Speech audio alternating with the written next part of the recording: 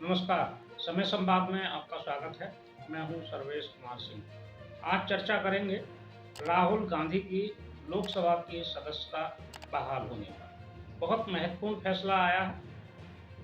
आज लोकसभा सचिवालय ने राहुल गांधी की वायनाड संसदीय क्षेत्र से लोकसभा की सदस्यता को फिर से बहाल कर दिया है।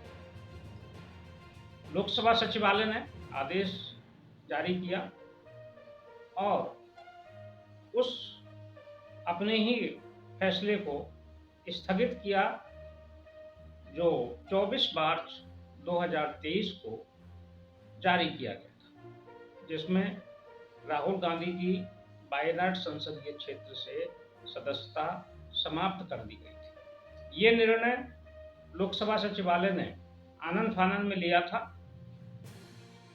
23 मार्च 2023 को जब सूरत कोर्ट ने राहुल गांधी को मोदी सरनेम मामले में 2 साल की सजा सुनाई थी, उसके बाद उनकी सदस्यता समाप्त करने का फैसला लिया। जैसा कि नियम है कि यदि किसी जनप्रतिनिधि को 2 साल या उससे अधिक की सजा होती है तो वह जनप्रतिनिधि नहीं रह पाएगा, उसकी सदस्यता समाप्त कर दी जाएगी। इस मामले में ये अधिकतम सजा थी और उनकी सदस्यता समाप्त कर दी गई थी। मामला सर्वोच्च न्यायालय तक आया।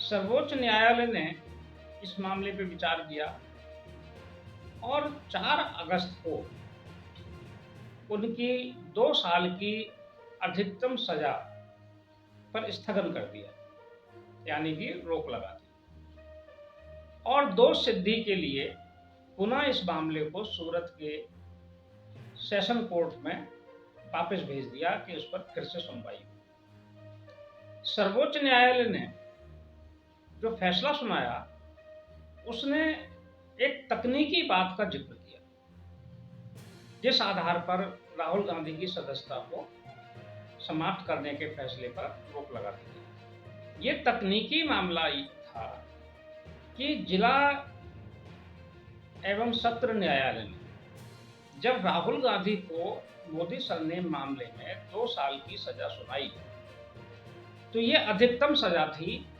इस आरोप में, लेकिन सजा सुनाते समय जज ने ये नहीं बताया कि आखिर अधिकतम सजा देने का कारण क्या है या उसका तर्क क्या है, उसका औचित्य क्या है। सजा 1 दिन से लेकर 2 साल तक की जा सकती थी, 2 साल तक दी जा सकती है, 2 साल अधिकतम है और उन जज महोदय ने 2 साल अधिकतम सजा देने का निर्णय चुना। अब इसी पर सर्वोच्च न्यायालय ने टिप्पणी की। उन्होंने कहा कि ठीक है, आपने 2 साल की सजा दी, लेकिन 2 साल की सजा का औचित्य बताना चाहिए था, जो कि जिला न्यायालय ने नहीं बताया। ये एक बड़ी चूक है। इसी आधार पर सर्वोच्च न्यायालय ने राहुल गांधी को राहत दे दी और उनकी 2 साल की सजा जो इस मामले में हुई थी उस पर रोक लगा दी। अब राहुल गांधी इस 2 साल की सजा से तो राहत पा गए, हालांकि वो दोष मुक्त नहीं हुए, उनको दोष मुक्त नहीं किया गया है और सजा मुक्त भी नहीं किया गया, लेकिन सजा पर रोक लगा दी गई।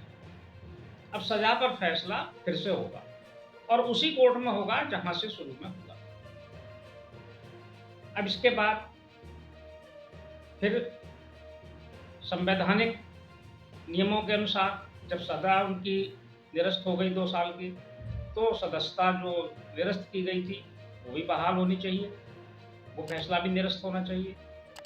कांग्रेस में इस फैसले के बाद खुशी की लहर दौड़ गई, कार्यकर्ताओं में भारी उत्साह हुआ, इंडिया गठबंधन के नेता भी खुश हुए और ये उम्मीद जगी कि तुरंत लोकसभा सचिवालय राहुल गांधी की सदस्यता को बहाल कर दे।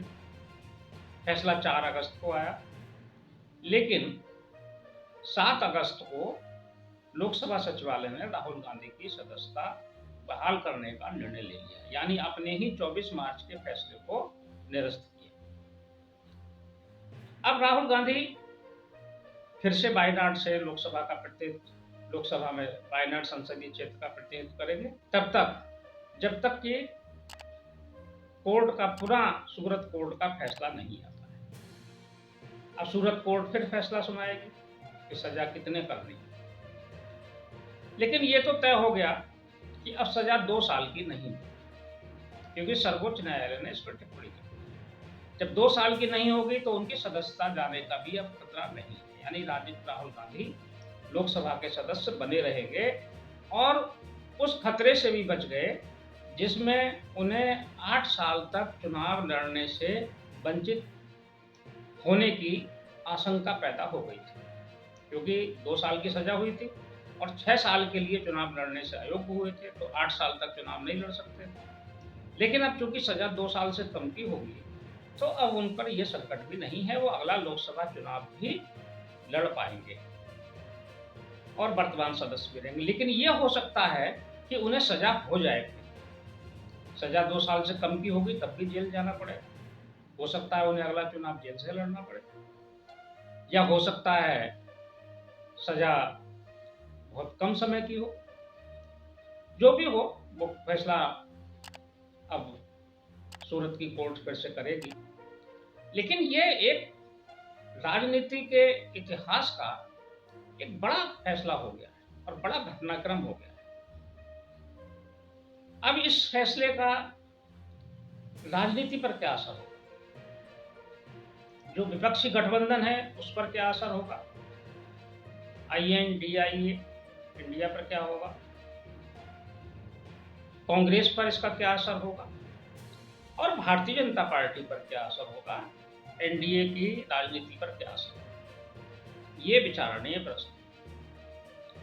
तो कांग्रेस में तो उत्साह है, राहुल गांधी फिर मैदान में है, उनके नेतृत्व में कांग्रेस और कांग्रेस का गठबंधन चुनाव में उतरेगा, उत्साहित हैं कार्यकर्ता। इधर भारतीय जनता पार्टी को फिर से अपनी नई रणनीति पर विचार करना पड़ेगा कि अभी तक जो ये लग रहा था कि राहुल गांधी एक तरह से मैदान से बाहर हो जाएंगे अगले लोकसभा चुनाव में, तो लड़ाई नरेंद्र मोदी बनाम अन्य के बीच में होगी, या कोई नेता कोई सामने आएगा या नहीं आएगा INDIA की ओर से। लेकिन अब यह स्पष्ट हो गया कि लड़ाई नरेंद्र मोदी बनाम राहुल गांधी होगी। हालांकि इस लड़ाई से भारतीय जनता पार्टी बहुत चिंतित नहीं है, बल्कि राहुल गांधी के सामने होने से भारतीय जनता पार्टी निश्चिंत ही रहती है, क्योंकि राहुल गांधी और नरेंद्र मोदी की विश्वसनीयता में जमीन आसमान का अंतर है, दोनों के व्यक्तित्व में भी, स्वीकार्यता में भी और विश्वसनीयता में। और देश की जनता के सामने जब विकल्प होता है, एक तरफ नरेंद्र मोदी और दूसरी तरफ होंगे राहुल गांधी, तो परिणाम स्वाभाविक रूप से नरेंद्र मोदी का भारी होगा ही। तो भारतीय जनता पार्टी तो बहुत ज्यादा चिंतित नहीं है, बल्कि भारतीय जनता पार्टी के लिए अच्छी ही बात है कि मुकाबला राहुल गांधी से रहे, लड़ाई नरेंद्र मोदी बनाम राहुल गांधी ही रहे, क्योंकि सब मानते हैं कि राहुल गांधी के नेतृत्व में या राहुल गांधी के सामने नेता रहने से प्रधानमंत्री का दावेदार अगर राहुल गांधी को बनाया जाता है तो लड़ाई जीतना आसान नहीं है। ये बात ममता बनर्जी भी मानती हैं और कई अन्य नेता भी मानते हैं। अब राहुल गांधी के इस सदस्यता बहाल होने से इंडिया गठबंधन में क्या स्थितियां बनेगी, तो एक तो इंडिया गठबंधन में जो ये स्थिति थी कि प्रधानमंत्री का कोई दावेदार घोषित नहीं हो रहा था और कांग्रेस ने भी, मल्लिकार्जुन खड़गे ने कहा था कि हम प्रधानमंत्री के पद पर कोई दावेदारी नहीं करेंगे, तो शायद ये भी वजह रही होगी कि राहुल गांधी को लोकसभा की सदस्यता से अयोग्य घोषित किया गया है और वो अगला चुनाव भी नहीं लड़ पाएंगे, इसलिए उन्होंने ऐसा बयान दिया हो। अब शायद कांग्रेस इस पद के लिए दावेदारी करे, लेकिन ये दावेदारी इंडिया गठबंधन में दरार भी पैदा कर सकती है कि वहाँ पहले से, क्योंकि पहले से कई लोग वहाँ प्रधानमंत्री पद का सपना संजोए, ममता बनर्जी, नीतीश कुमार, शरद पवार, कई लोग हैं जिनके मन में ये आता है कि वो इंडिया गठबंधन से वो बहुमत में आए तो प्रधानमंत्री हो सकते हैं। तो ऐसे में गठबंधन में फूट भी पड़ सकती है। लेकिन इस फैसले के बाद इतना तो तय है कि कांग्रेस के कार्यकर्ताओं में उत्साह जगे और उत्साह बढ़ गया है। कांग्रेस अब लड़ाई में और मजबूती से उतर सकती है। कांग्रेस कर्नाटक के चुनाव के बाद उत्साह में है और अभी जो 5 राज्यों में चुनाव होने हैं, उन चुनाव परिणामों के बाद, उन राज्यों के जो भी परिणाम आएंगे, उसके बाद मनोबल पर क्या असर होगा, कांग्रेस को कितनी सफलता मिलेगी या विफलता मिलेगी, एनडीए को सफलता मिलेगी या विफलता मिलेगी, इससे भी मनोबल पता चलेगा और लड़ाई की दिशा तय होगी। लेकिन ये तय हो गया है कि अब इंडिया गठबंधन के बीच कांग्रेस मजबूती के साथ अपनी दावेदारी सीटों पर करे। अभी तक कांग्रेस कुछ दबे मन से या दबी जुबान से उन राज्यों में सीटों पर दावेदारी कर रही थी जहां उसका संगठन कमजोर है या काफी समय से सत्ता से बाहर, जैसे उत्तर प्रदेश, बिहार, दिल्ली, पंजाब और पश्चिम बंगाल। यहाँ क्षेत्रीय दलों की सरकारें हैं। उत्तर प्रदेश में क्षेत्रीय दल की नहीं, उत्तर प्रदेश में भारतीय जनता पार्टी की सरकार है, लेकिन क्षेत्रीय दल से उनका गठबंधन है समाजवादी पार्टी से। दिल्ली और पंजाब में आप गठबंधन में है, बिहार में नीतीश कुमार हैं, तो बंगाल में ममता बनर्जी। लेकिन अब चूंकि राहुल गांधी की सदस्यता बहाल हो गई है, कांग्रेस उत्साह में है, तो इन राज्यों में वो अधिक सीटें मांगेगी। जैसे उत्तर प्रदेश में ही समाजवादी पार्टी के सामने उन्होंने 20 सीटों की दावेदारी की हुई है, जैसा कि सूत्रों से पता चला। समाजवादी पार्टी 20 सीटें किसी भी स्थिति में उन्हें देने के लिए तैयार नहीं है। लेकिन अब कांग्रेस उत्साह में है तो वो अड़ सकती है। इसी तरह ममता बनर्जी कांग्रेस को कोई भाव देने को तैयार नहीं है, न कांग्रेस को, न सीपीएम को, न सीपीआई को। यही हाल बिहार में है। तो एक आशंका भी पैदा होती है कि गठबंधन का अस्तित्व भी खतरे में पड़ सकता है। ये बात तो ठीक है कि कांग्रेस में उत्साह है, लेकिन गठबंधन में निराशा भी हो सकती है, क्योंकि कांग्रेस की दावेदारी और कांग्रेस की अधिक सीटें मांगने की इच्छा संगठन के लिए खतरा भी पैदा कर सकती है। तो राहुल गांधी की सदस्यता बहाली भारतीय जनता पार्टी के लिए तो कोई चिंता का विषय नहीं है, लेकिन उनके अपने गठबंधन के लिए ही समस्या भी पैदा कर सकता है। अभी तक सारे जो क्षेत्रीय दल थे वो ये मानकर चल रहे थे कि राहुल गांधी तो लड़ाई से बाहर है, वो तो दावेदार है नहीं, ये सब कुछ हमारे ही लिए है।